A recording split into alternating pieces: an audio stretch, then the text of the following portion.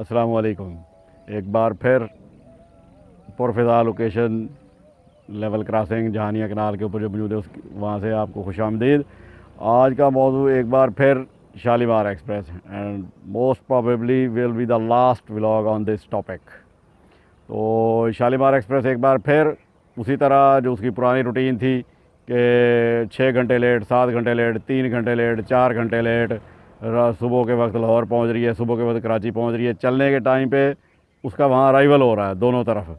तो ये late cover जो है ये कभी भी इस ट्रेन को कामयाब नहीं होने देगी, चाहे आप उसको वाया मुल्तान चलाएं चाहे वाया जहानिया चलाएं। तो इसके लिए एक दो सजेशंस है। मैं तो हैरान हूँ कि रेल अथॉरिटीज़ ने अब तक इनको ट्राई क्यों नहीं किया। अगर वो इस ट्रेन को कामयाब करने में सीरियस हैं और वो इस ट्रेन को हर सूरत कामयाब देखना चाहते हैं तो सबसे पहले तो ये है कि ट्रेन को उसके लेजेंडरी रूट पर ही चलाएं, उसी पैटर्न पे जिस पैटर्न पे ये 1987 में कामयाब हुई थी। इसकी हर तरफ धूम मची थी कि वाया साहिवाल और stopless, only 3 stoppages, Khanewal, Rohri and Hyderabad. तो अगर आपने इसको इस तरह आम एक पैसेंजर ट्रेन की तरह ट्रीट करना है तो फिर आप इसके लिए ये जो इसकी लेट रनिंग है उसको कवर करें। वो हो नहीं सकती। इंजीनियरिंग रिस्ट्रिक्शंस इतनी हैं सिंध के अंदर, बल्कि पंजाब में अब तो ये अप टू खानपुर तक सारी इंजीनियरिंग रिस्ट्रिक्शंस ही हैं, जगह जगह स्पीड लिमिट्स हैं। तो इस सूरत में इतने स्टॉपेजेस के साथ ये ट्रेन अपना वो वाला माजी नहीं ला सकती, चाहे आप जो मर्ज़ी कर लें। और अगर इसकी लेट को कवर करना है तो उसका एक ही फार्मूला इस वक्त जो सल्यूशन है कि आप इसके स्पेयर रैक बनाएं, फिर रिज़र्व रोलिंग स्टॉक रखें शालीमार के लिए, ख़ुसूसन इसको कामयाब करने के लिए कि ये जैसे ही इधर लेट पहुंच रही होती है, जैसे अभी मैं आज की बात कर रहा हूं, कल शाम को जो शालीमार 6:30 बजे जहानिया से गुज़र रही थी वो आज सुबह 5:15 बजे गुज़र के गई है। तो आप बताएं ये लेट कैसे कवर होगी। और ये मेरी ऑब्ज़र्वेशन अब से नहीं है, ये 2013-14 के बाद जब से ये वाया मुल्तान वो लेके गया था ARS वाला, उधर भी ये प्रॉब्लम है। ये मेरे पास एक वीडियो मुल्तान की भी पड़ी हुई, वहाँ भी ये शाम 6 बजे कराची जा रही है। तो जीवन के जब पाकिस्तान एक्सप्रेस भी गुजर चुकी थी, जब खैबर मेल जा चुकी थी और ज़करी एक्सप्रेस जा चुकी थी, तो फिर इस ट्रेन की सारी अफादियत ही ख़त्म हो जाती है।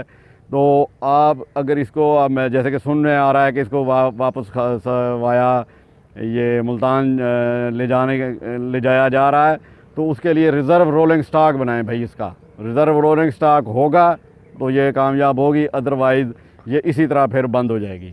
जैसे अब ये वो शदीद बारिशें हैं तो इसमें तो इसके लिए 4 रैक्स की ज़रूरत है, एक कराची हो, एक लाहौर और 2 बीच में ट्रैवलिंग कर रहे हों। तो अदरवाइज़ ये इसका इतने स्टॉपेजेस के साथ और इस ऊट पटांग रूट के साथ ये जो फैसलाबाद मुल्तान वाला है, तो इसका कामयाब होना नामुमकिन है। आप चाहे जो मर्ज़ी कर लें, आप इसका रिज़र्व रोलिंग स्टॉक रखें, रिज़र्व इसका रैक तैयार खड़ा हो, तो ये चाहे जितने बजे मर्ज़ी पहुंची रहे दोनों तरफ, तो दोनों तरफ जो रिज़र्व रैक है वो इसको शालीमार बना के आप भेज दें, तो इस सूरत में ये कामयाब हो सकती है। वरना ये एक बार फिर बंद होगी, जिस तरह ये 2022 में बंद हो गई थी। उस वक्त भी ये पैसेंजर लेस ही थी, पैसेंजर कोई नहीं है उसमें। ये सारा एक बस वहम है लोगों का कि ये वाया मुल्तान पता नहीं कितना पैसेंजर उठाती है। जब गाड़ी होगी ही इतनी लेट तो कहाँ से पैसेंजर उठाएगी भाई। फिर डे पैसेंजर जो है वो राइट टाइम वाली गाड़ी पे सफ़र करता है, इतनी जो टन के हिसाब से लेट आती है उसके ऊपर नहीं ट्रैवलिंग करता। तो ये शालीमार का अलमिया ही यही है। और एक और बात, मुल्तान के स्पेशल रेल फैंस को मैं एडवांस ही मुबारकबाद देता हूँ। उन लोगों ने बड़ा वो इसको फ़ील किया था शालीमार एक्सप्रेस के रूट की तब्दीली को, मगर चैलेंज अब शुरू होगा आपके लिए कि अब हम देखेंगे आप लोग कितनी एफ़र्ट कर सकते हैं कि इसके अंदर ज़्यादा से ज़्यादा पैसेंजर्स को मोबिलाइज़ करें कि वो इसके अंदर ट्रैवलिंग करें। आपका इम्तिहान अब शुरू होगा। कोई भी कामयाबी हासिल करना इतना मुश्किल नहीं जितना उसको मेंटेन रखना होता है उस कामयाबी को। ये हमें पता है क्योंकि हमने जब अल्लामा इकबाल एक्सप्रेस का 2002 में स्टॉपेजेस लिया था तो हमें पता चल गया था कि ट्रेन को कामयाब करने के लिए कितने पापड़ बेलने पड़ते हैं। मगर ये शुक्र है कि हमारे पास तो क्योंकि कोई और ट्रेन थी नहीं, तो हमारी तो सारी एफर्ट जो है लोगों ने उसके ऊपर बहुत हमें पॉजिटिव रिस्पांस दिया। मगर मुल्तान में अब बहुत ऑप्शंस हैं। सबसे बड़ी ऑप्शन, सबसे बड़ा दुश्मन आपका रोड ट्रांसपोर्ट है, जो आप रेल को किसी सूरत अपने पाँव पे खड़ा नहीं होने देगा।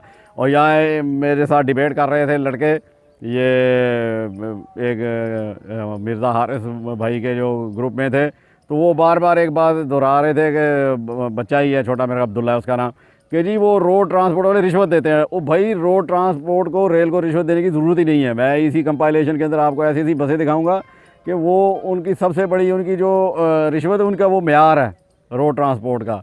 और कहाँ ट्रेन और कहाँ बस जो है वो वाया मोटरवे आने वाली बसों का, ट्रेन एक भी आपकी प्रीमियम ट्रेन उसका मुकाबला नहीं कर सकती, इवन के ग्रीन लाइन।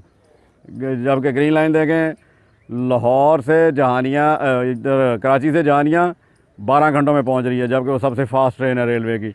जबकि जो आईटीसी क्रूज़, जो हमारे सबसे पुराने रेल वैन थे सैयद फ़हीम हुसैन, जिनका ताल्लुक़ कराची से है, तो वो जो 1974 से रेलवेज़ में इंटरेस्टेड भी थे, और उन्होंने रेलवेज़ के ऊपर जितनी ट्रैवलिंग उन्होंने की और जितनी वीडियोज़ और उनके पास जो पिक्चर्स हैं, और शालीमार एक्सप्रेस का नाम तजवीज़ करने वाले फ़हीम हुसैन साहब थे। तो इवन के वो रेल छोड़ गए हैं, वो उस बस के गीत गाते हैं, और मुझे बड़ी तकलीफ होती है उनकी बातें सुन के। मगर वो म्यार है, द स्टैंडर्ड रेल उसका सोच भी नहीं सकती। और वो आईटीसी क्रूज़ बस जिसके ऊपर उन्होंने ट्रैवलिंग की, वो कराची से लाहौर 12 घंटे में पहुंच गई। तो आप बताएं, ग्रीन लाइन कराची से जहानिया 12 घंटे में पहुंच रही है, वो कराची से लाहौर 12 घंटे में पहुंच गई है। तो रोड ट्रांसपोर्ट को क्या ज़रूरत पड़ी है कि वो रेलवे वालों को पैसे दें या भत्ते दें या ब्रीफकेस दें, जी आप ट्रेनों का टाइम उल्ट पुलट के। ट्रेनों का टाइम बिल्कुल ठीक है, इन्हीं ट्रेनों के टाइमिंग के ऊपर ही ट्रेनें बड़ी कामयाब रही थी। मगर अब जो है वो आपके सामने वजह वही है, वक्त। अब लोगों के सबसे फर्स्ट प्रायोरिटी वक्त है कि वक्त कहाँ से बचता है और सहूलतें कहाँ ज़्यादा हैं। अब वो दौर गया है जी मैंने रेल से ही जाना है, ये कॉन्सेप्ट ख़त्म हो गया है। और रेलवे अथॉरिटीज़ को इस चीज़ को फौरी तौर पे समझना चाहिए कि मुस्तकबिल में उनको बहुत बड़े चैलेंजेस का सामना है। सबसे बड़ी बात तो ये कि जैसे ही ये सखर हैदराबाद मोटरवे मुकम्मल हो गया, तो ये ट्रैवलिंग तो और कम हो जाएगी। ये फिर तो ये बसें 9 घंटे में ना पहुंचना शुरू हो जाएं लाहौर से कराची और कराची से लाहौर, तो फिर रेल क्या करेगी। तो ये जो है ना, बिल्ली को देखकर कबूतर की तरह आंखें नहीं बंद कर लेनी चाहिए, उसके लिए स्ट्रेटजी बनानी पड़ती है। तो आप लोग जो अहले मुल्तान वाले हैं, मैं रोज़ फैसल मूर के सामने से गुजर के जाता हूँ, और कल भी शाम को जब हम लोग हैं तो वहाँ इस कदर पब्लिक का रश था कि वहाँ रोड बंद हुआ हुआ था व्याड़ी चौक में। तो वहाँ ये लोगों के रुझान में बहुत बड़ी तब्दीली जो मैं ऑब्ज़र्वेशन, मैं सारी बातें ऑब्ज़र्वेशन बेस्ड करता हूँ। मुझे कोई ज़रूरत नहीं होती कि मैं खाम में सर फंसा के बहस करता रहूँ। तो ये चीज़ें मैं ऑब्ज़र्व करता हूँ, तो मैं ये सारी बातें आप लोगों से बता रहा हूँ कि रोड वालों को कोई ज़रूरत नहीं है कि वो रेल के लोगों को रिश्वतें दें। तो शालीमार एक्सप्रेस को इस सूरत हाल में कामयाब करना है तो फिर इसको 1987 वाले पैटर्न पे दौड़ाना पड़ेगा। कराची से सुबह 7 बजे चल के शाम 5 बजे से हर सूरत पहले वो जहानिया क्रॉस करे और 10 बजे लाहौर पहुँचे, जैसे वो पहुँचा करती थी। तो ये हालांकि देखें उस वक्त ट्रैक भी इतना मजबूत नहीं था, उस वक्त तो लोहे के पार्ट होते थे और इसका टोकन सिस्टम था। गाड़ी जो है वो थोड़ा सा हेजिटेट हो के वो टोकन कैच करके गुजरा करती थी नेक्स्ट स्टेशन तक जाने के लिए। इसके बावजूद वो ट्रेन सुबह 7 बजे कराची से चल के शाम 5 बजे, 4:30 बजे, पौने 5 बजे जहाँ जहानिया से गुजर जाया करती थी। तो वो अगर वो वाला रनिंग टाइम होगा तो शालीमार कामयाब ही कामयाब है, चाहे इस वक्त भी दिन की रोशनी भी क्यों ना चले। और ये जो उसका कोई आने जाने का शेड्यूल ही नहीं है, तो इस सूरत में शालीमार एक्सप्रेस एक बार फिर माजी का किस्सा बन जाएगी। जिस तरह ये अभी लास्ट टाइम भी उसके साथ यही मसला है कि वो अपनी लेट कवर नहीं कर सकती। तो भाई रनिंग टाइम ये वाला होगा 7 से रात 10:30 वाला, तो गाड़ी कामयाब है। आप इसको वाया कार्ड ही रखें तो इस पैटर्न पे चलाएं तो गाड़ी कामयाब होगी। और इसको पैसेंजर वैसे ही नहीं है तो 19-19, 20-20 कोचेज़ के साथ चलाया जा रहा है। मैं तो ये बड़ा हैरान हूँ कि इतनी सारी वो बोगियाँ खाली भगाए फिरने का फ़ायदा क्या है। आप इसको वही इसके हिसाब का 12-13 कोचेज़ पे रखें। ZCU-30 फिर रहे हैं, HGMU-30 हैं, उनसे वर्किंग कराएं। GU-40 को क्यों रगड़ा लगा रखा है एक फेल ट्रेन के ऊपर। तो आप इसको उसे 12-13 कोचेज़ के ट्रेन के ऊपर ले जाएं वापस। जब इस सवारी नहीं है तो आप खाली बोगियाँ क्यों भगा रहे हैं, और वो इंजन को के लिए भी खाम मुसीबत का बायस बना हुआ है। तो इन चीज़ों पर ठंडे दिल से गौर करें और इनको इम्प्लीमेंट करने की कोशिश करें। तपती हुई दोपहर और तकरीबन 4 घंटे आती हुई लेट शालीमार एक्सप्रेस।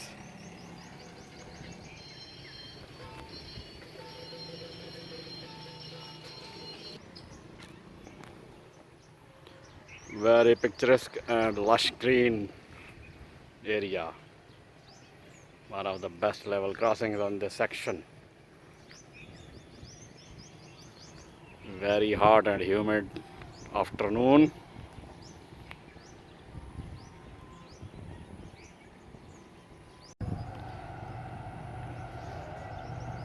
चार घंटे की ताख़ीर से दौड़ती हुई शालीमार एक्सप्रेस। इस तरह ये ट्रेन कभी भी अपना टाइम कवर नहीं कर सकेगी।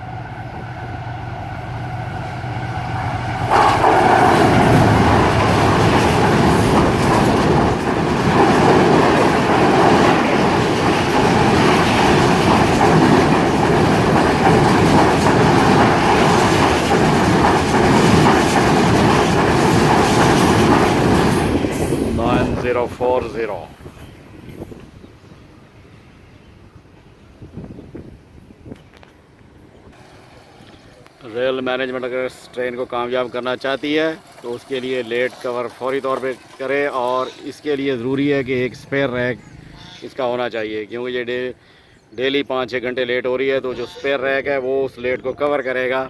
अदरवाइज़ ये अगर इसी तरह लेट आती रही तो चाहे जिन से मर्ज़ी रूट पर चलाना, ये गाड़ी कामयाब नहीं हो सकती।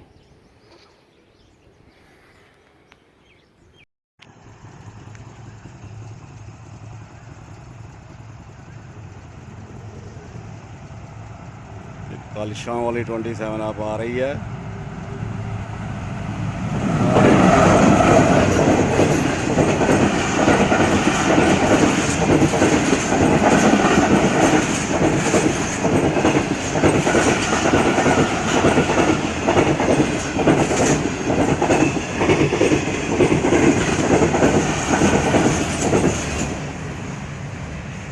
तकरीबन 11 घंटे लेट। ये है वो वीडियो, ये नादराबाद फाटक है, और ये 2020 की वीडियो है नवंबर की। और ये देखें, ये 6 घंटे लेट 28 डाउन शालीमार एक्सप्रेस जा रही है। और इसमें आप ज़रा गौर से ऑब्ज़र्व कीजिए कि पैसेंजर कितना है। जो खिड़कियों में बैठा हुआ आपको भी नज़र आए या मुझे भी। तो उसमें HGM U30 को लीड किया करते थे, तो मैं उस वक्त शहर किसी काम से जा रहा था ऑफिस से, तो ये ट्रेन उस वक्त आई और मैंने फिर इसको कैप्चर किया। तो आप ये मुल्तान वाले भाई देख लें कि वहाँ ये इसका उस वक्त भी यही हाल था, और इसमें पैसेंजर कितना है ये आप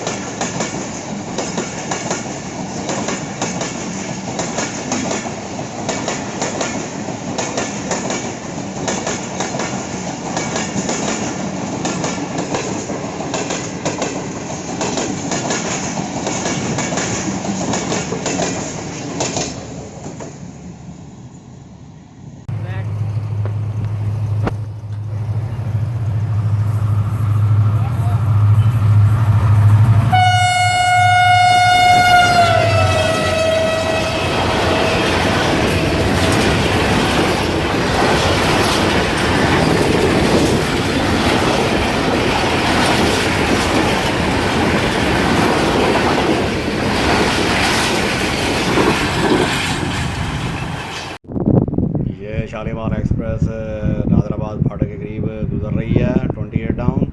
और 82-12 जो है उस दिन इसको लीड कर रहा था, और जिसकी आगे से बड़ा उसको मुंह धोया गया था। वजह ये थी कि शेख रशीद साहब जो हैं उस दिन लाहौर से मुल्तान इस ट्रेन पर तशरीफ़ लाए